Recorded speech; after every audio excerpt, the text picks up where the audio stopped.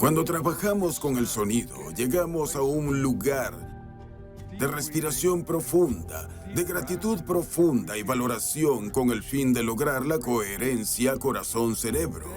Y si entonamos un sonido como el A, que es un gran sonido para el centro del corazón, o un zumbido, es posible crear una interfaz entre uno mismo, otras personas, y también con el que llamamos la matriz Gaia, el campo electromagnético del planeta.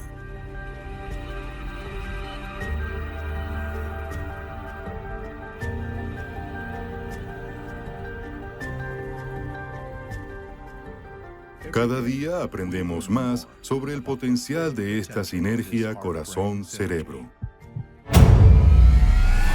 Bienvenido a Gaia. Disfruta 7 días gratis en gaia.com.